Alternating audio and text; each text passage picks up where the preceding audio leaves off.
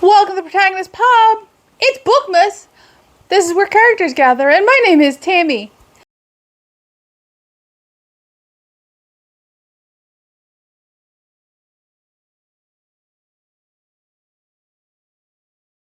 So today we're going to talk about my anticipated 2024 science fiction reads. I am so looking forward to science fiction in 2024. I'm not sure why, but something about it is just screaming my name. So I have a couple of selections on my Kindle. First up would be the Cyberpunk 2077 book. I recently talked about this in a Bookmas video. I will link that down below. I have a couple of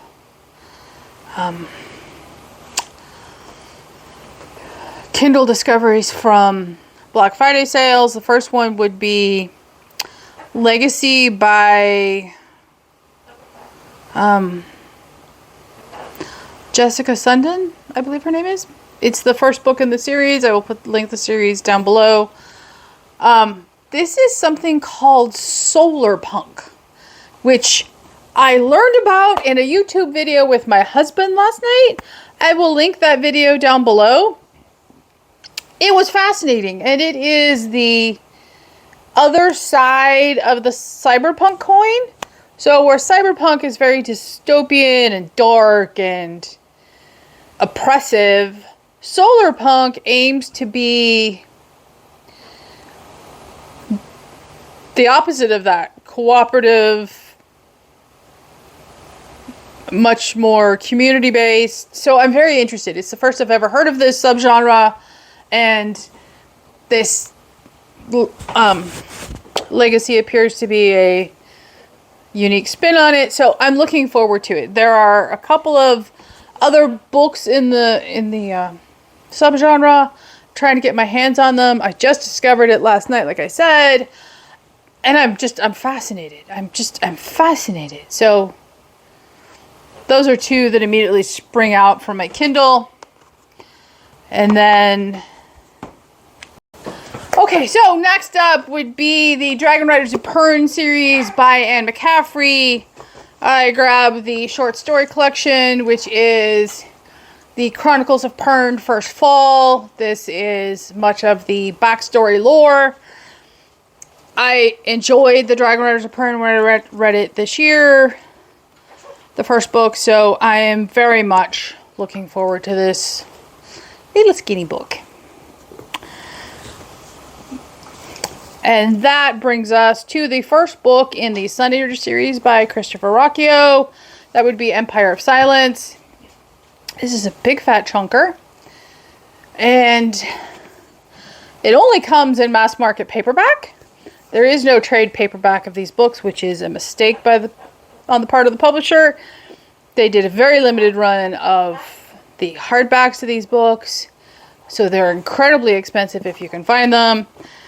And thus, I am stuck with a mass market paperback, and it's not going to be in pristine condition when I'm done because it's, as you can see, dense print. It's all the way to the interior.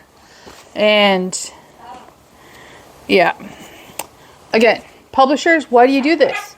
This is a big chunker of a paperback. It is over 750 pages. You know better. You know this should be published in trade paperback format if you're not going to publish it in a mass run of hardbacks. No excuse, do better. Next up would be Frankenstein by Mary Shelley. I don't remember reading this in high school. Sister Rosemary did not like science fiction, and thus it's highly unlikely that we read this. And I have a book on my Kindle, I'll put a picture right here, that relates to Frankenstein, so I need to read them in conjunction with one another. So I'm going to read a classic this year. That brings us to The Invincible by Stanislaw Lem. This is in my video game book crossover video, and this is short. It is under 250 pages. In fact, it's just over 200 pages, and the video game looks interesting, so I'm very interested. The name is familiar. It sort of rings a bell, so that's an easy in between big thick books to pick up and go someplace new in the universe. Next up would be a Halo book. Again, video game crossover. I did not put these in video game crossover order. Just so happens that's how they stacked up for the photo. That would be Grasslands by Karen Travis. It is the first book in the Kilo 5 trilogy. Hi, could you sit down? And this is one of the examples of expanded universe in Halo. I have not read anything by this author. I have all three of the trilogy waiting for me. So, I am looking forward to it. Next up would be Neuromancer by William Gibson. This too is a video game crossover. This is the first book in the trilogy, whose name I always forget and is nowhere in this book. This is the book that, quote unquote, started the cyberpunk subgenre of science fiction. It is related to the video game, or the video game is related to the book. So I'm very interested. I'm very, very interested in this book.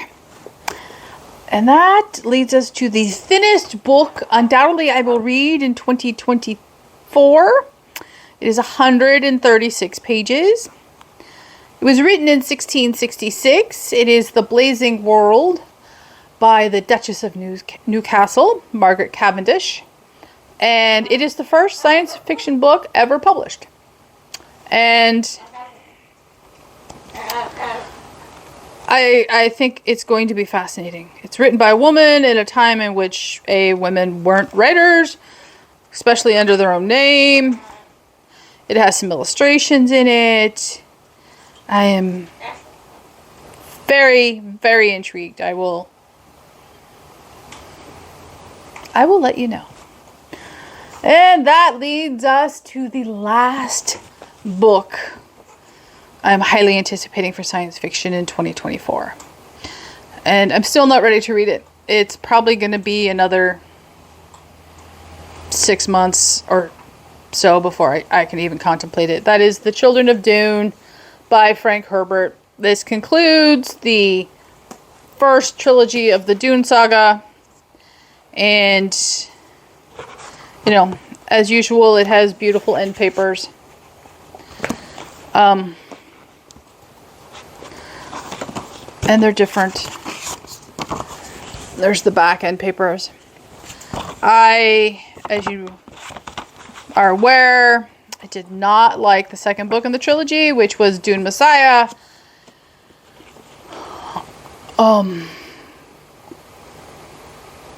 It left a very just bitter aftertaste, and thus I am waiting to read The Children of Dune. I'm hoping this is on par with Dune itself.